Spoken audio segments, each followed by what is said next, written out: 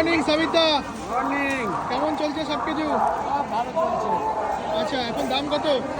ওই একই দাম, 20 টাকা। 3 পিস 20 টাকা। 3 পিস 20 টাকা। বাহ, সঙ্গে তরকারি আনলিমিটেড। কটা থেকে শুরু করেছে সাবিতা? হ্যাঁ, 6টা। সকাল 6টা থেকে শুরু করে দেয় সাবিতা। আচ্ছা সাবিতা, তুমি কোথা থেকে আসো? গুমা গুমা।